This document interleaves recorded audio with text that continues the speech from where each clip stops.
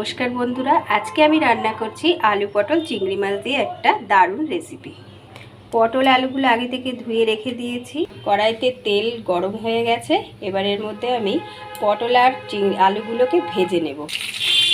1 চামচ হলুদ আর 1 চামচ নুন দিয়ে আমি আলু আর পটলগুলোকে ভেজে নিচ্ছি। পটলগুলো ভাজা হয়ে গেছে, এবার আলুগুলোকে ভেজে নেব।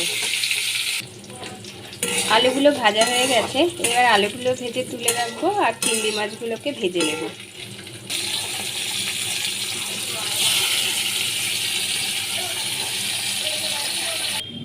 দু চামচ জিরে গুঁড়ো, 2 চামচ ধনিয়া গুঁড়ো, এর মধ্যে একটু সামান্য জল দিয়ে আমি মিশ্রণটিকে ভালো করে মিশিয়ে রাখব।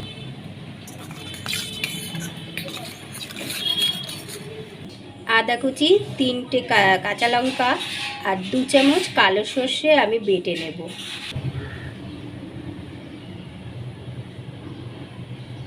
বাটাগুলো আমার হয়ে গেছে।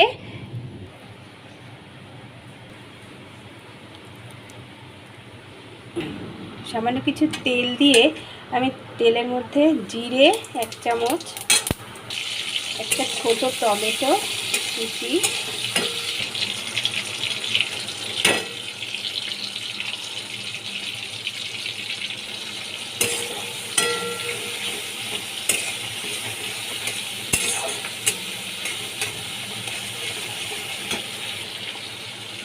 জিরে ধনে ভিজানোটা দিয়ে দিলাম, 1 চামচ হলুদ আর এই 2 চামচ মতো নুন দিয়ে দিলাম। এবার এর মধ্যে এই পেস্টটা অ্যাড করব, আদা বাটা, লঙ্কা বাটা আর কালো সর্ষে, 1 চামচ কাশ্মীরি লঙ্কার গুঁড়ো দিয়ে দিলাম।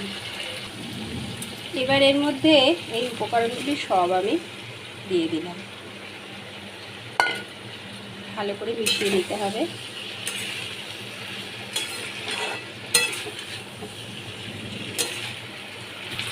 এক চামচ চিনি দিয়ে দিলাম, দুটো লঙ্কা দিয়ে দিলাম।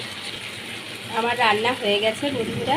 আমি এরকম কষা কষাই রাখবো। তোমরা যদি মনে করো একটু জল দিতে পারো সামান্য। আর আমার রেসিপিটা যদি তোমাদের ভালো লেগে থাকে তাহলে আমার চ্যানেলটাকে সাবস্ক্রাইব করে আমার পাশে থেকো।